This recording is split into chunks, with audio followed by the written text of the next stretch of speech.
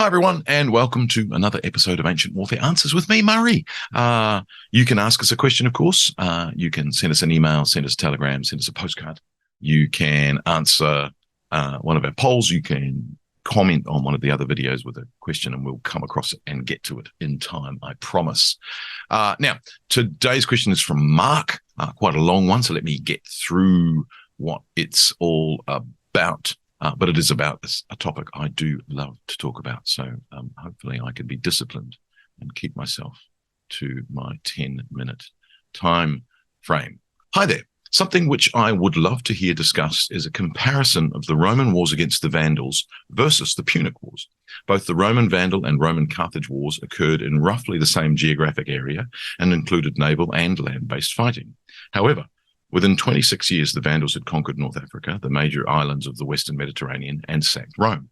In the 3rd, 2nd centuries BC, the First and Second Punic Wars lasted over 60 years, and even then, neither side was able to capture each other's capitals. Granted, the Roman Empire was exhausted and fighting multiple enemies for much of the 5th century AD, but the Roman Republic was also fighting on multiple fronts during the Second Punic War. Then, in the 6th century AD, Belisarius was able to conquer and annex the Vandal Kingdom in less than a year. Well, less than 3 months. It's amazing. Anyway, we'll get to that.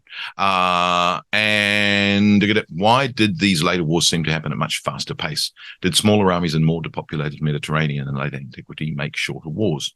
Were logistics better with better ships or Roman roads? Did later armies and navies use different tactics or technologies so that wars were much shorter? Anyway, keep up the good work. Love the show and the magazine. Thanks, Mark. Right. Gosh. Okay, where to start? And so, spruik my own book for a second. This is the copy on Byzantine cavalryman versus Vandal warrior I wrote for Osprey that came out this year, 2023, if you're looking at this in the future. And so, that covers the battles whereby Belisarius recovers Vandal North Africa for the Byzantine Empire. And I think the rapidity with which he wins is fascinating. As I say, not a year, even less. He lands in September and fights 2 decisive victories, ad Decimum and Tricomanum, so that he's essentially defeated the Vandal Empire utterly by December the 15th. So September, October, November, December, 4 months. Now, one of the reasons for that, of course, is that the Vandal army is massed in a single spot. And so when he arrives, we're supposed, he arrives with 15,000 men and 10,000 infantry and 5,000 cavalry, which is very small, but it's about standard for a Byzantine invading army of the time. The 80,000 Vandals, which is what we're told, all mounted, are, gathered together quickly to face him at the Battle of ad Decimum, and against all the odds and against what is actually a very sound 3-pronged envelopment plan by the Vandals, which could not have gone more wrong for Gelimer, the king of the Vandals. It allows Belisarius's men to defeat each bit of the envelopment plan on 3 sides at a time. He can defeat the force coming from Carthage. He then defeats the force coming from the west and then turns about and makes the rest of the Vandals flee in short order, not inflicting a great deal of casualties on them, but they are decisively defeated. And that is probably the biggest point of difference, that all the armies are in the one spot, whereas in the Punic Wars, the Romans don't invade North Africa until very late in the Punic Wars. And the Carthaginian Empire, yes, it's centered on Carthage, but it's not sort of a single roaming army that is the occupying force that the Vandals are later. And so you're winning over the Numidians, you're winning over the local population, and you're fighting every step of the way. Whereas what Belisarius discovers, I think, is that actually there's less enemy in the land than they'd been led to believe. There's the Vandal army in one solid block that needs to be defeated, and he does so. Now, there are Vandals elsewhere. So, for instance, the brother of Gelimer is in Sardinia at the time, having recovered it from a rebellion. He comes back with his 5,000 veterans, and they take center stage at the second battle, Tricamarum.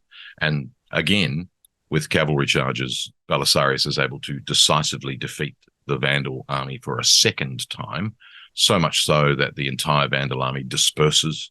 Gelimer goes and takes refuge on a mountain, and is captured the next Easter, having spent the entire winter in sort of isolated exile. And meanwhile, of course, Belisarius is able to be clement and show clemency to the Vandals. And there's, of course, and the local population comes back to the Roman fold very quickly. There is a rebellion later, but that's not quite the same thing. And it's funny because the rebellion in Procopius's histories isn't given the same reason as it is in the secret history, the Anecdota. And that's basically that it's corruption and lack of pay. So it certainly isn't logistics. One of the factors in the invasion is that Belisarius's water goes bad, and it's actually Belisarius's wife that solves that problem. So there certainly aren't masters of logistics. But I think the major factor in deciding how is it that the 6th century AD Byzantine late Roman Empire can win back the Vandal Empire is the fact that the Vandals are a foreign body who haven't really been accepted by the locals. They, obviously putting up with them because they'll suffer if they don't. But they're all in one spot, and they're defeated decisively twice, and then they dissipate. They've probably also had a century of getting soft and not being, no longer conquering like they do remarkably when they come to North Africa in the early 5th century, and they defeat what was probably a depleted province at that time and take advantage of that in the 5th century, seize Carthage. I mean, when Belisarius seizes Carthage, it's a very easy thing to do. The walls haven't been repaired. He kind of just walks in. Whereas, obviously, in the Second Punic War, it's well defended by determined local population. And so I think there's a big difference between the Vandals having occupied North Africa for 100 years, still regarded as occupiers, still regarded as foreign, and the Carthaginians regarded as not the indigenous population, but certainly the local population. They've been there long enough to be, completely integrated into the local population, who are loyal to them for the most part. So in that, I think you've got a sort of a difference of foreign invader trying to defeat local population, and Belisarius, is he a foreign invader? He's he's one of us invading. So he's a Roman invading and restoring the province to Rome from a foreign invader themselves. So that's where I think the biggest difference between how the success is so rapid in comparison to the Punic Wars. I mean, obviously, also with the Punic Wars, much of the fighting is happening out of North Africa, in Italy especially, but then in Spain and elsewhere. And as you say, there are several other wars going on at the same time. And so one of the things that Belisarius is able to do in the 6th century is be remarkably independent with very small amounts of forces, and yet achieves amazing things with those small forces. So I think that answers your question. I think that it's very much about the concentration of forces, the fact that the Vandals are not regarded as the local population. They are still an invader themselves. And married to that, a softness on their part. They're defeated twice. Again, they don't suffer huge casualties at either of those two battles, but it's enough to break them completely, which has probably come about through a century of softness. They, want to be treated well and go and take sanctuary in all the temples. So they break completely, which allows Belisarius to utterly defeat them. If they'd put up more of a fight, would it have been different? Possibly. Belisarius seems to be very adept at using the forces at his disposal. Maybe it would have been fought for longer. I think probably Belisarius was very prepared to fight a longer battle. his march is he's marching to Carthage. He's marching to take Carthage back. Possibly also one aspect of it is the idea that he knows that he's going to cut off the snake's head if he takes Carthage and puts Carthage under siege. There are people who fled from Carthage who have told him that the walls have not been repaired.